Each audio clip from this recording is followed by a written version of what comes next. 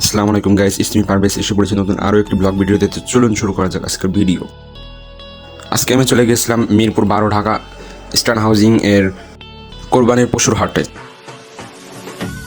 হাটের ভিতরে ঢুকতেই প্রথমে চোখে পড়লো বিভিন্ন রকমের ছাগল, মাঝারি বড় সাইজের ছাগল, তার অপর প্রান্তে ছিল গরু।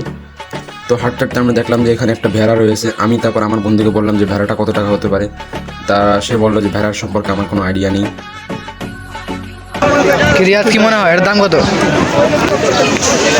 সারের সম্পর্কে আইডিয়া নেই আমার। তুলা আর হ্যাঁ, ভিডিওটি করছিল আমার বন্ধু, কেননা আমি তাকে বলেছিলাম যে তুই ভিডিওটি কর। এখানে সে একটা গরুরে আদর করতেছিল এবং গরুটাও খুব সুন্দর তার আদর খাইতেছিল, কিন্তু গরুটা খাইতেছিল বলে তাই আমরা তার ডিস্টার্ব না করে চলে গেলাম। কে রিয়াদ পছন্দ সেটা? আমার গরু ভাই কত দিবেন ভাই এটার দাম কত? 1,20,000। 1,20,000? তাই এই এত কম? এটা আরো বেশি বাড়ান, দাম বাড়ান। আর দাম বাড়ান মিয়া, দাম বাড়ামো 180। আমি কত কম বলছি? তো এটাই তো বললাম যে কত কম করলি কেন, বেশি কবি। এর দাম হলো 180। তারপর আমরা চলে গেলাম অন্য প্রান্তে গরু দেখতে, কেননা সেখানে আরো বড় বড় গরু ছিল, তাই সেগুলো দেখার জন্য আমরা চলে গেলাম অন্য প্রান্তে। তো গ্যাস দেখতে পাচ্ছেন এই গরুটার দাম বেশি না, 3 লাখ দিলে বেশি দেবো আমরা, সমস্যা নেই। 1,75,000 কম হয়ে গেল না?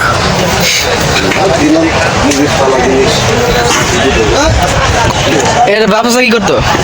বাপসা কি করতো?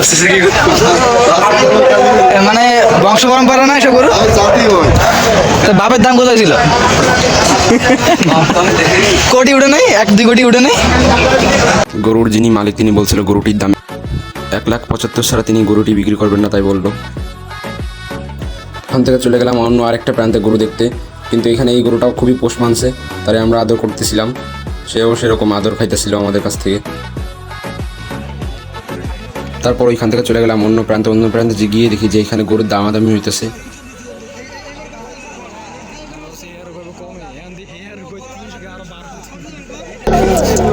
ভাই আমি কই ভিডিওতে, এই যে তুমি ভিডিওতে আছো ভাই।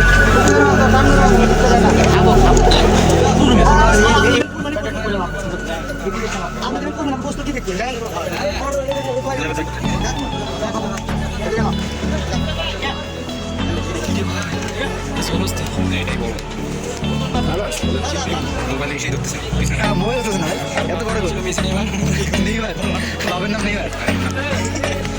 জানি রাজা শান্তি আপা,